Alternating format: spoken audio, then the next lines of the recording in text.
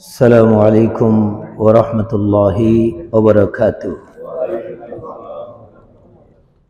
حامدا ومصليا ومسلما أما بعد، فقد قال الله تعالى في كلامه المجيد وفرقانه الحميد: أعوذ بالله من الشيطان الرجيم. بسم الله الرحمن الرحيم. إن الله وملائكته يصلون على النبي يا أيها الذين آمنوا صلوا عليه وسلموا تسليما. اللهم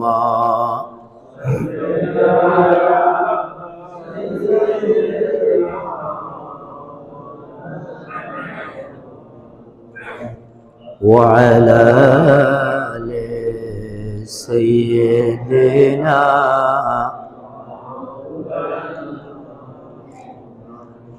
আজরাইল আমিন আসবে যখন জান কবজ করিতে, সূরত দেখে থরে কাঁপবে বেঈমানি যে করিবে। আল্লাহুম্মা সাল্লি আলা সাইয়্যিদিনা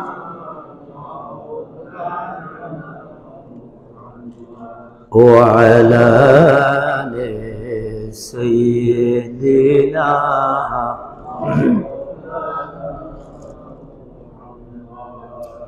ওহে মোমেন, নেকির আমল করো তুমি দুনিয়ায়,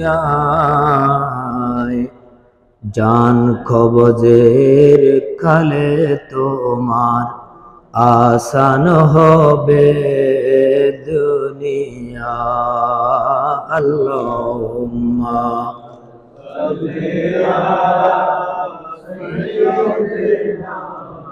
مولانا محمد وعلى آله.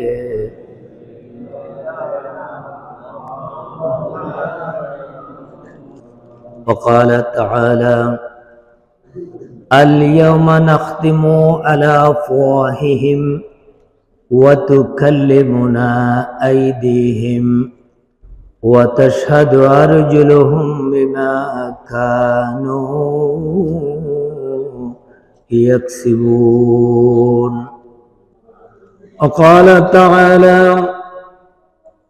يوم نحشر المتقين إلى الرحمن وفدا ونسوق المجرمين إلى جهنم وردا. وقال تعالى: ولكل درجات مما عملوا وليوفيهم أعمالهم وهم لا يظلمون.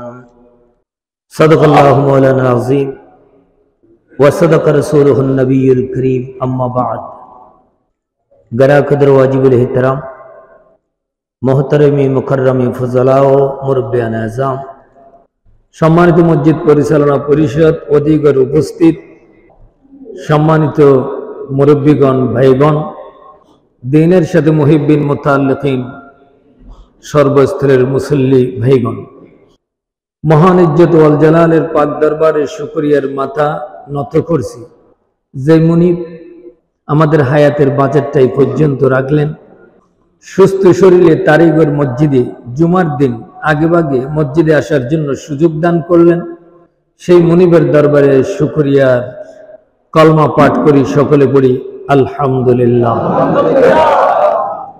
সম্মানিত বাইশক, আজকের জুমাকে কেন্দ্র করে রজব মাসের মেরাজের আগের জুমা আমি আপনাদের সামনে ছোট্ট ছোট্ট 3টে আয়াত শরীফ তেলাওয়াত করেছি।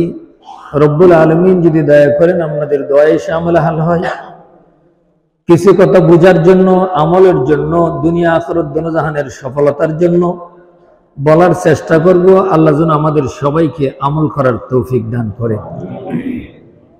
মসজিদ আল্লাহর ঘর, মসজিদ বহুত বড় পবিত্র স্থান, জান্নাত নিয়ামতে ভরা পবিত্র স্থান।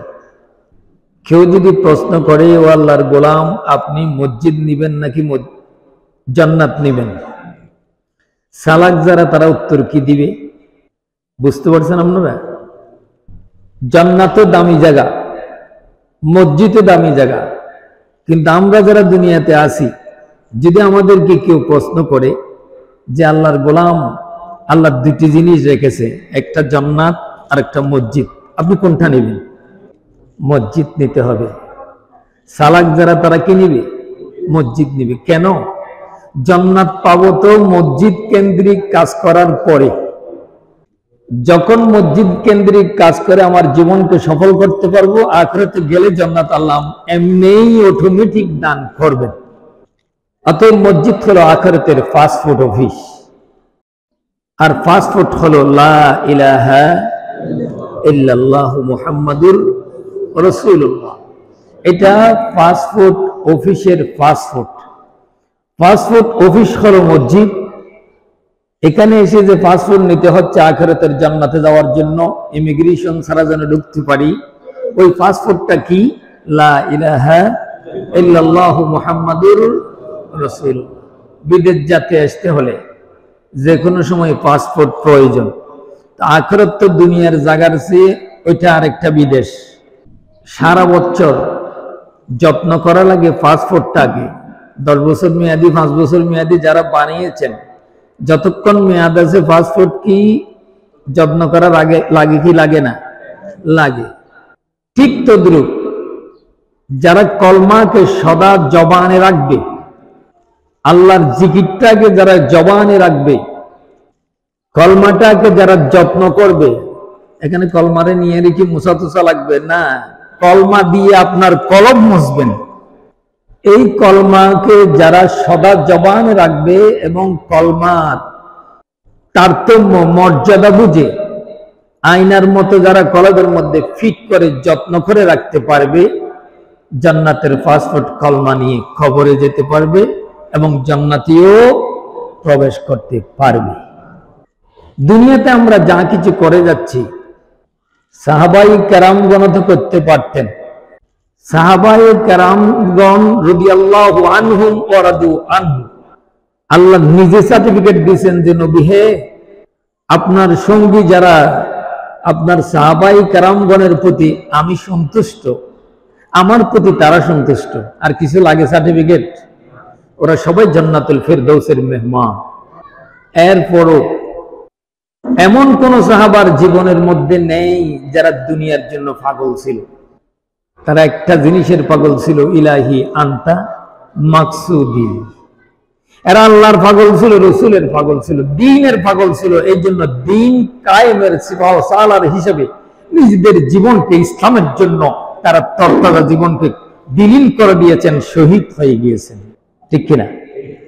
সম্মানিত বাইশ, দুনিয়ার একটু করে আয়নার উপর মেহনত করার কারণে আয়নাতে একটা পার্টিশন দিলে আপনার চেহারা আপনি দেখেন। আয়না যেমন পার্টিশন লাগানোর সাথে আপনার চেহারা দেখার মতো ব্যবস্থা হয়ে যাবে, আয়নার দামি হয়ে যায়। ঠিক কিনা?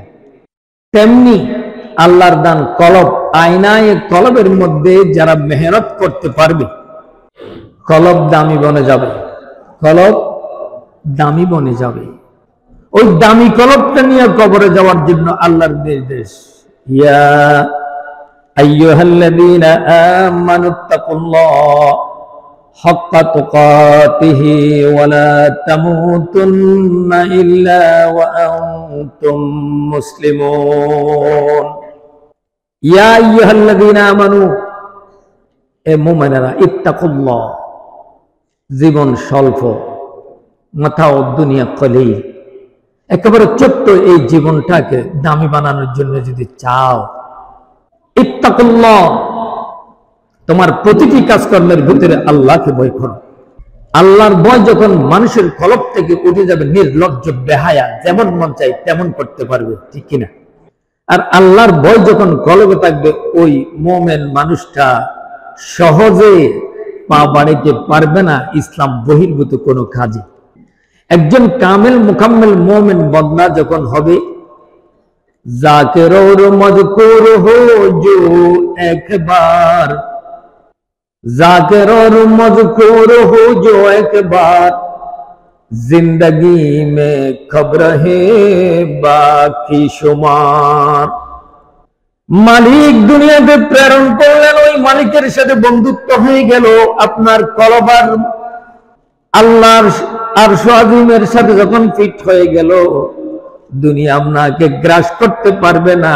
আপনার জীবন আখিরাতের জন্য, দুনিয়ার জন্য, দোনোজাহানের জন্য আল্লাহ শরাফত ইজ্জত দিয়ে বড়াইয়া দিবে। ও যিকরুল্লাহ যিকরান কাসীর। আল্লাহর গোলামরা, নিজকে দামি বানাইতে চাও? যদি চাও, সর্বাবস্থায় আল্লাহর বড়ত্বকে স্বীকার করো, আল্লাহর জিকিরকে কলবে রাখো, আয়নায় কলবকে দামি বানাও, রব্বুল আলামিন তোমাকে দামি বান্দা হিসেবে কবুল করে নেবে। দুনিয়া হলো গুম, দুনিয়া একটা ঘুমন্ত জায়গা, আখিরাত হলো জাগরণ। যারা নেককার, যারা মুমিন, তারা দুনিয়াকে গুম হিসেবে কবুল করে, আর আখিরাতকে পাওয়ার জন্য, আখিরাত সফলতার জন্য সে সব সময় জাগরণ থাকে, সজাগ থাকে, সতর্ক থাকে। এই দুইয়ের মধ্যখানে হয় একদিন মৃত্যু। কেউ দুনিয়া পাগল, কেউ আখিরাত পাগল, আছেন নাই? কেউ দুনিয়ার পাগল হয়ে সাদাবাজি, টেন্ডারবাজি, যত কিছু আছে সবগুলো করে যাচ্ছে, আর কেউ না। ইলাহি আনতা মাকসুদি ওয়ারযাউকা মাতলুবি, তারাকতু দুনিয়া ওয়া মা ফিহা। রব্বুল আলামিন দুনিয়াতে প্রেরণ করলেন আপনার গোলামি করার জন্য। আপনার গোলাম হতে পারি নাই, যদিও গুনাহ করেছি মুনিব, তবু অন্তরে একটা জিনিস চাই, ইলাহি আনতা মাকসুদি, আল্লাহ তুমি আমার হও, আমি যেন তোমার হতে পারি। আল্লাহ তুমি আমার উদ্দেশ্য।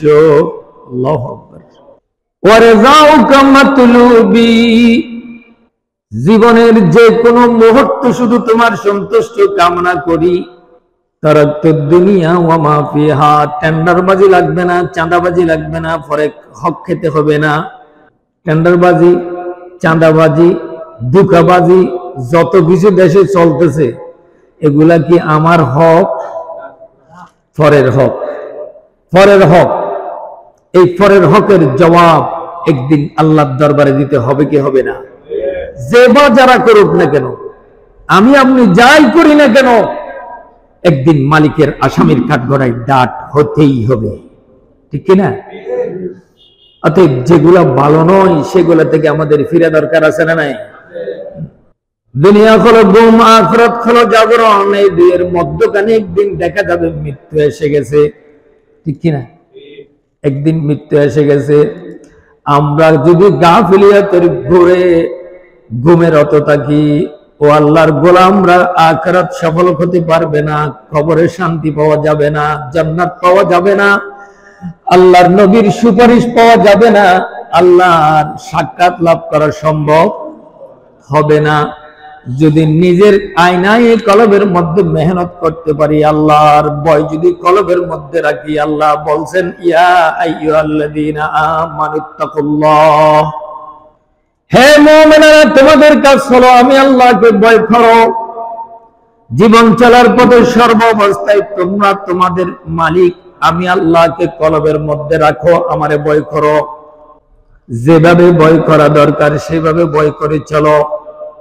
ওয়ালা তামুতুন্না ইল্লা ওয়া আনতুম মুসলিমুন। ও আমার বান্দারা, দুনিয়াতে গেছো, একবার মরতে হবে, এটা স্বীকার করে যাও। আর মরার সময় এমনি মরি, কোনো লাভ নাই। বান্দা, কলবটা আগে ঠিক করে আসো।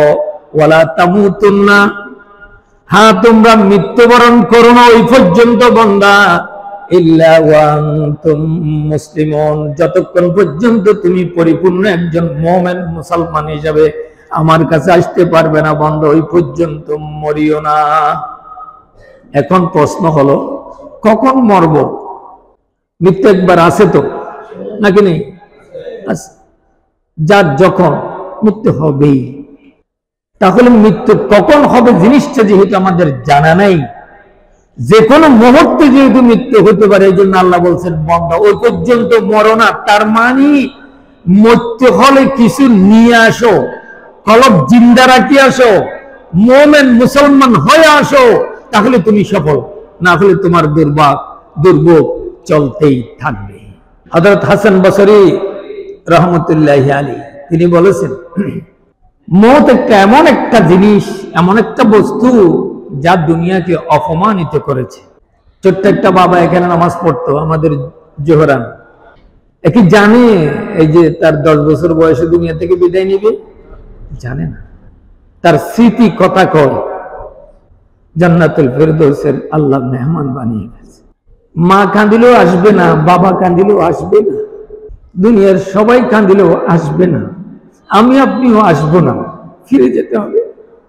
মওত এমন একটা বস্তু যেটা দুনিয়াকে অপমানিত করেছে।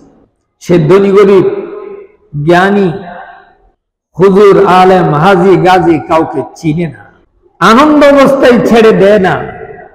মৃত্যুর হিমত হাবাত হলে, আজরাইলের হিমত আবাত হলে সবাইকে পড়তেই হবে এবং সবাইকে বিদায় নিতে হবে, ঠিক কিনা? হযরত ইবনে তামিমি রহমতুল্লাহি আলাইহি আরেকজন বড় মাপের বুজুর্গ, তিনি বলেছেন, দুটি বস্তু আমাকে দুনিয়ার ভোগ সম্ভার থেকে বিচ্ছিন্ন করে দিয়েছে। একটা হলো মওত। রাসূল আকরাম সাল্লাল্লাহু আলাইহি ওয়াসাল্লাম হাদিস পাকের মধ্যে বারবার উম্মতদেরকে তাগিদ করেছেন, আলা ইয়া উম্মতি, আলা ইয়া উম্মতি, উম্মত সাবধান, মৃত্যু বেশি কঠিন, মৃত্যু বেশি কঠিন, উম্মত সাবধান। হযরত তামিমি রহমতুল্লাহ আলাইহি বলেছেন, দুটি জিনিস দুনিয়া থেকে আমাকে বিচ্ছিন্ন করে দিয়েছে।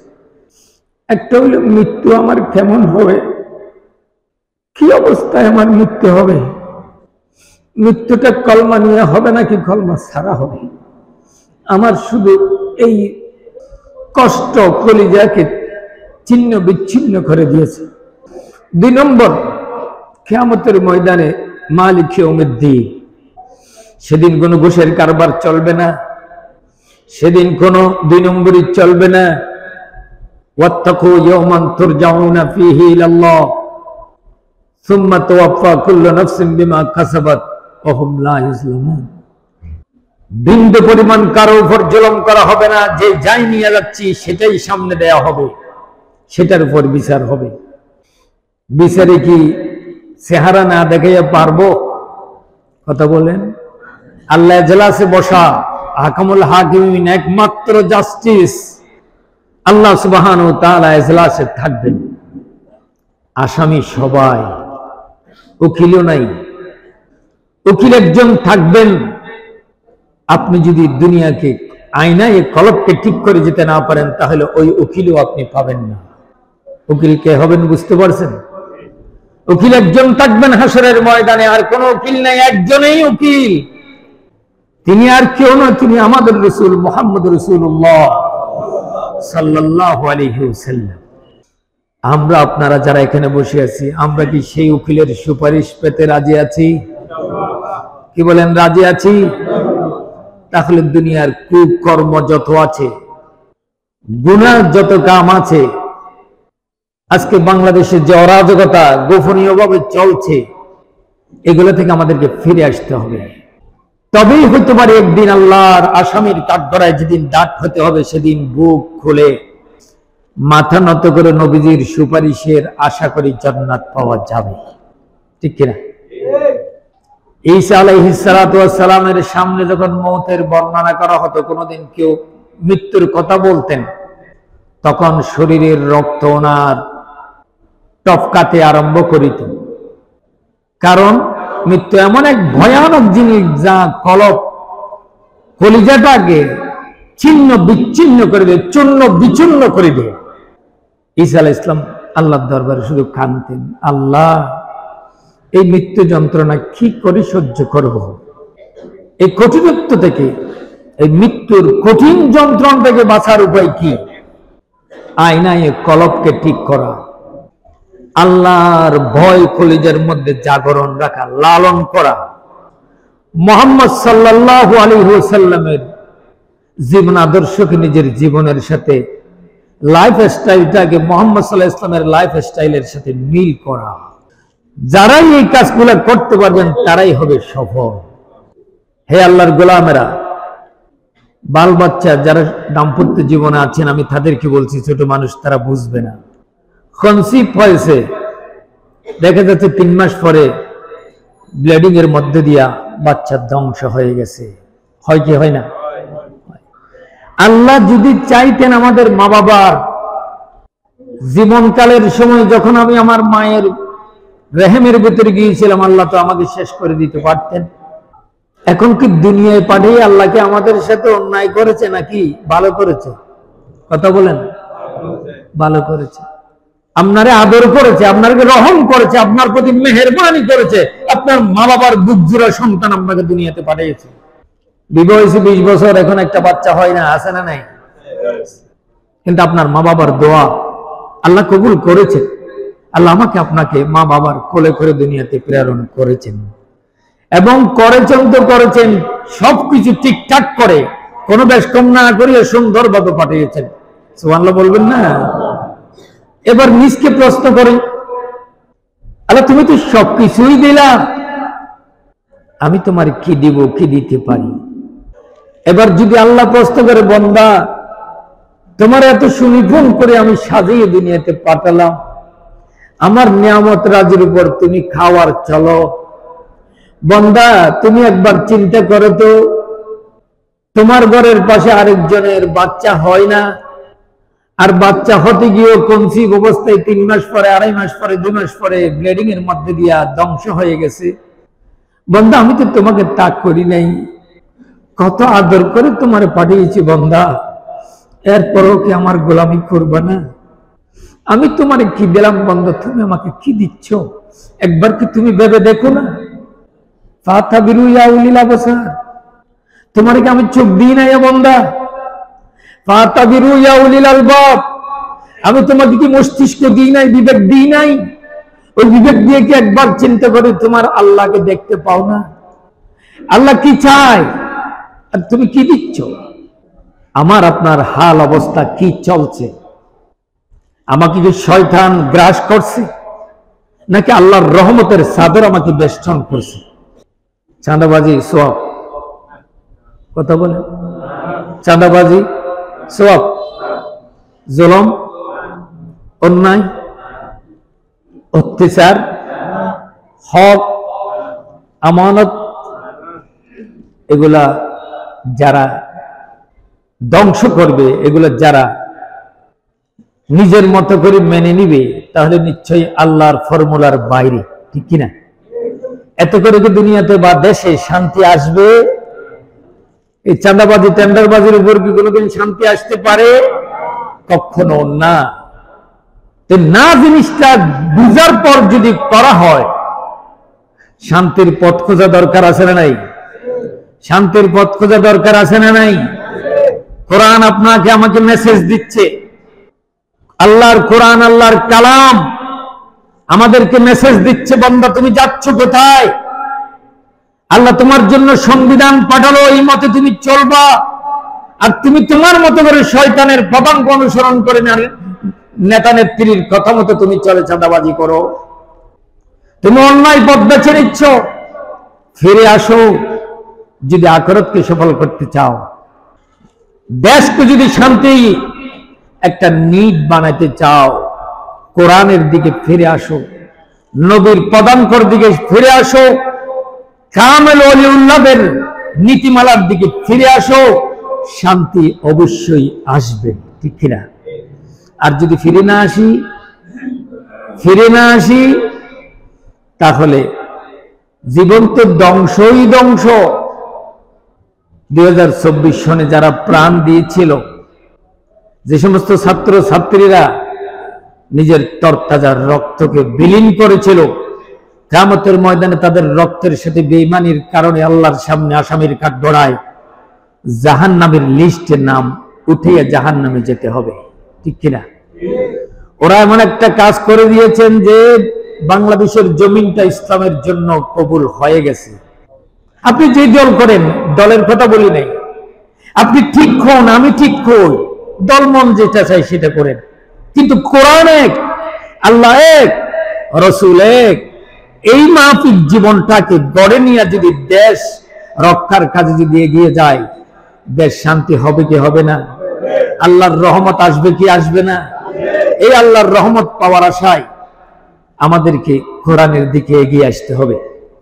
সম্মানিত বাইশ মুরব্বীগণ, আমি আপনি এমন একটা সময় ছিল যেদিন আমাদের কোনো অস্তিত্ব ছিল না। ওই যে বললাম, এক ফোঁটা নাফাক পানি থেকে আমাদের জন্ম, এটা কোনো অস্তিত্ব? এটার কোনো অস্তিত্ব নেই। ওই যে 10 বছর 12 বছর 15 বছর 20 বছর বিবাহ করেছে, বাচ্চা হয় নাই, অথবা বাচ্চা কনসিভ হয়েছে, নষ্ট হয়ে গেছে, আবার কেউ জোর করে দিয়ে নষ্ট করে ফেলে। এখন অস্তিত্ব বলতে তো কিছু নেই। হাল আতা আলাল ইনসান হিনুম মিনাদ দাহর লাম ইয়াকুন শাইয়্যাম মাযকুরা। এবং তোমার একদিন অস্তিত্ব ছিল না, আমি বড় দয়া করেছি, মেহেরবানি করেছি, দুনিয়ার মধ্যে তোমাকে অস্তিত্ব দিয়ে পাঠিয়েছি। তোমার নাম আব্দুল্লাহ, আব্দুর রহমান, ঈসা, মুসা। বান্দা, দুনিয়ার কুলমাতা ও দুনিয়া কলিলিয়া, সামান্য সময়টুকু তোমাকে একদিন আজরাইলের হিমতাবাতলে গ্রাস হয়ে আমার কাছে ফিরে আসতে হবে। ওয়াত্তাকু ইয়াওমান তুরজাউনা ফীহি ইলাল্লাহ। বান্দা, দুনিয়ার সমস্ত কুকামকে লাথি মারো, বিলীন করে দাও, অস্তিত্ব বিলীন করে দাও। আমার একজন গার্জিয়ান, তিনি আমার মালিক আল্লাহ। কিয়ামতের ময়দানে ওই মালিকের সামনে আমি কি জবাব দেব? এই কথাটা কলিজার মধ্যে লালন করো। বান্দা, তুমি ঠিক হয়ে যাবে, তোমার জীবন ঠিক হয়ে যাবে, তোমার কলব ঠিক হয়ে যাবে। তুমি মরার শুধুমাত্র তোমার পার্টিশন হয়ে যাবে দুনিয়ার সাথে। যেদিন তুমি মরে যাইবা, নিঃশ্বাস যখন চলে যাবে, বান্দা, সেদিন থেকে আমার জিম্মায় তুমি জান্নাতে থাকবা। অস্তিত্ব ছিল না বান্দা, তোমার অস্তিত্ব দিয়েছি বান্দা আমি। তোমার অস্তিত্ব ছিল না, কিন্তু আমি আল্লাহর অস্তিত্ব আছে না নাই? অস্তিত্বহীন তুমি, অস্তিত্বওয়ালা হলাম আমি। জন্মের পূর্বে তোমার অস্তিত্ব ছিল না, এখন আছে। মধ্যখানে আবার থাকবে না।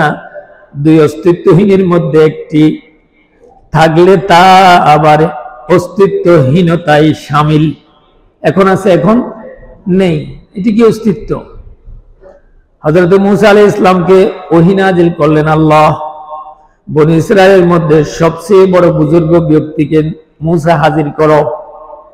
বনী ইসরাইলের মধ্যে সবচেয়ে বড় বুজুর্গ কোন? কে আছে? মূসা, তুমি একজন নবী রাসূল, তাকে হাজির করো। ওহী নাযিল করা হলো, তাকে বলে সবচেয়ে হাজির করা হলো। বহুত বড় বড় এলাকার মধ্যে যতগুলো মানুষ আমরা বসবাস করি, এখানে জন্মবান। আচ্ছা, মানুষ বুঝবে না এখানে সন্ত্রাসীকে, চাঁদাবাজকে, টেন্ডারবাজি করে কে, জলম করে কে? চিনি কি চিনে না? কিছু বলা নামাজ কালাম পড়ে, চিনি কি চিনে না? আবার বালার ভিতরে আরো ভালো, নামাজ পড়ে তো পড়ে, বাজে কোনো কাজে নেই, মানুষটা ভালো, বলে কি বলে না? এইভাবে বাছাই করতে করতে মূসা আলাইহিস সালাম একজনকে হাজির করলেন। আল্লাহর পক্ষ থেকে ওহী নাযিল হলো, মূসা, তাকে বলো দুনিয়ার মধ্যে সবচেয়ে বড় পাপী কে, তা বাইর করতে বলো। দুনিয়ার মধ্যে সবচেয়ে বড় পাপী কে? বড় ব্যাপার না? এখন মুসা আলাইহিস সালাম বলেন, আল্লাহর পক্ষ থেকে ওহী নাজিল হয়েছে, এ আল্লাহর বুজুর্গ বান্দা, বর্তমান এই দুনিয়ার ভিতরে সবচেয়ে বড় পাপী ব্যক্তিকে এটা বাইর করতেই হবে তোমাকে। তিনি 3 দিন সময় চাইলেন। 3 দিন সময় চাইলেন। 3 দিন পরে গলায় রশি লাগাইয়া মুসা আলাইহিস সালামের দরবারে হাজির। মানুষটা কি খারাপ ছিল যে না ভালো ছিল? যে কথা বুঝেন নাই? সবচেয়ে ভালো বুজুর্গ মুসা আলাইহিস সালাম একজন জলিলুল কদর রাসূল। উনি কি কম বুঝে? উনি কি ডাকাত একটারে বেরিয়ে এনেছিল? না, দুনিয়া বাঁচা বুজুর্গ মানুষটা আনছে। নবী না, রসুল না। মুসা আলাইহিস সালামের সামনে ওই ব্যক্তি 3 দিন পর গলায় রশি লাগাইয়া হাজির। মুসা আলাইহিস সালাম বললেন, কি অবস্থা, গলায় রশি কেন? উত্তর দিলেন, আল্লাহর রসুল, আমি 3 দিন পর্যন্ত মুরাকাবা মুশাহাদা করলাম। আমি চাইলাম মানুষের পাপ সম্পর্কে আমার জানা নাই, পাপ পুণ্যের মালিককে জানে কে? আরেকজনের পাপ আমি জানবো কি করি? আমি বুঝতে পারি নাই। আমি 3 দিন পর্যন্ত গবেষণা করেছি, মুরাকাবা মুশাহাদা করেছি, আমি বহু চেষ্টা করেছি, নামাজের মধ্যে দিয়ে ইস্তেহারা করেছি। ও মুসা আলাইহিস সালাম, আমি দেখতে পেলাম দুনিয়ার মধ্যে সবচেয়ে বড় পাপী যদি কেউ থাকে, আমি ছাড়া আর কেউ নেই, আমি ছাড়া আর কেউ নেই। এই জন্য আমি আপনার কাছে গলায় রশি লাগিয়ে হাজির হয়েছি। এবার আল্লাহর পক্ষ থেকে মুসা আলাইহিস সালামের কাছে ওহী নাজিল হলো, মুসা, দেখতে পেয়েছো কোন রকমের মুহাব্বত ঈমান তাকিলে সে নিজে রশি লাগাই নিজকে বেশি পাপী মনে করেছে। অথচ মুসা, আমি বলে দিলাম এই দুনিয়ার জমিনে বর্তমান সময়ে ওর মতো বুজুর্গ দুনিয়াতে আর কেউ নাই। অথচ সে নিজকে কি মনে করেছে? এত বেশি ছোট মনে করেছে, নিজকে এত বেশি ছোট বানিয়ে ফেলেছে, আল্লাহ খুশি হয়ে গেছে। মুসা আলাইহিস সালাম তখন বললেন, কিয়ামত পর্যন্ত যারা আল্লাহকে মাননেওয়ালা দুনিয়াতে আসবা, দুনিয়াকে লাথি মারো, দুনিয়াকে পদদলিত করো, এই দুনিয়াতে যতদিন হায়াত থাকবে মালিককে ধরো, এককে ধরো, একের আশা করো, এককে ধরো, একের আশা করো, এককে ভয় করো, জান্নাত তোমার জন্য অবধারিত হয়ে যাবে। আর নিজের জীবন চলার পথে আমি অনেক বড় এটা দেখাইও না, নিজকে বিলীন করে দাও, নিজকে বিলীন করে দাও, নিজকে নরম বানিয়ে ফেলো। কারণ তুমি যত ছোট হবে আল্লাহ তত বেশি তোমাকে বান্দা হিসেবে রহমতের কোলে টানি নিবে। हुस्न सूरत संदे रोजा खरफाना हो जाएगा, ये तुम्हारे नाज़ो एक दिन हाथों में मिल जाएगा। कर ले जो करना है आखिर मौत है, ये कोई मरना है आखिर तुमका मौत है। তুমি দুনিয়াতে যা করে যাচ্ছ না কেন, চন্দ্ররোজ হুসনে সুরত, সুন্দর সৌন্দর্য সুরত, বিল্ডিং টিল্ডিং এর মালিক, কত হাজার কোটি টাকার মালিক, এটা আখের ফানা হয়ে যায়গা, একদিন তোমার থেকে ফানা হয়ে যাবে, তোমার আর থাকবে না। ये तुम्हारे नाज़ একদিন খাঁকোं में मिल जाएगा, একদিন তোমার এই সৌন্দর্য, এই অলৌকিক সৌন্দর্য তুমি যেটা মনে করছো, এটা মাটির সাথে ধুলার সাথে মিশে যাবে, ঠিক কিনা? অতএব কারণে যারা চালাক, যারা আল্লাযীনা ইয়াযকুরুনাল্লাহা কিয়ামান ওয়া কুউদান ওয়া আলা যুনুবিহিম ওয়া ইয়াতাফাক্কারুনা ফী খালকিস সামাওয়াতি ওয়াল আরদ, সর্বাবস্থায় সে ঘুমে জাগরণে, কাজে কর্মে, চাকরিতে, ব্যবসাতে যখন আপনি বসেছেন, সময়ের ফাঁক আছে, আপনার কাজ চলবে, জবান কলব চলবে লা ইলাহা ইল্লাল্লাহ। এই কলব চালাতে হবে। যখন কলবকে আপনি জিন্দা করে ফেলতে পারলেন, আমি জিন্দা করে ফেলতে পারবো, আল্লাহ সুবহানাহু ওয়া তাআলা এবার বললেন যে বান্দা, তোমাকে যে ইউনিফর্মে দুনিয়ার একটা 18 টাকা দামের কাপড় দিয়ে পাঠানো হয়েছে, বান্দা আমি সেটা রাখবো না।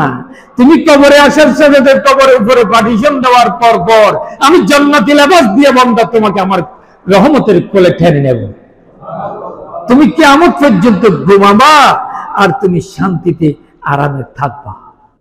আর যারা অন্যায়, অত্যাচার, জুলুম, নিপীড়ন, মারধর, পরের আপনি ব্যবসা করবেন, আপনার ব্যবসা প্রতিষ্ঠানে গিয়ে যদি বলি যে আমাকে আগামী বছর থেকে 30,000 টাকা দিতে হবে, এটা তোর বাপের টাকা নেই, তোর কেন আমি টাকা দেব?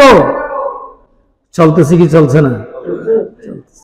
যে বা যারা করুক, এরকম ফাঁটিগত কথা বলি না। বলতে চাচ্ছিলাম নিজকে শুদ্ধ না হওয়া পর্যন্ত কবরেও শান্তি নাই, দুনিয়াও শান্তি নাই। যারা করেছিল এরা কোথায়? কেউ গুহার ভিতরে পালাইয়া আছে, কেউ বিদেশ পালাই গেছে, কেউ লুকিয়ে আছে কবরস্থানে, এছাড়া তার কিছু নাই, ঠিক কিনা? আমরাও যদি এখনো শিক্ষা গ্রহণ করতে না পারি তাহলে আমাদের জীবনটা শুধরাবে কখন? আমরা শান্তি পাবো কখন? এই জন্য কোরআন আমাদেরকে মেসেজ দিচ্ছে, আল্লাহর গোলামরা নফসের বিপরীত। নফসে চাচ্ছে আমি 10 কোটি টাকার মালিক হয়ে যাই 2 বছরে। না, টাকা তো আমার সাথে কবরে যাবে না। এই জন্য নফসকে উল্টাইয়ে বলতে হবে না, দুনিয়ার সম্পদ আমার প্রয়োজন নাই, চাঁদাবাজি আমার দরকার নাই, এক মালিকের হাত ধরে যেন জান্নাতে যেতে পারি সেই ব্যবস্থা যেন করতে পারি, এটাই হবে আসল, ঠিক কিনা?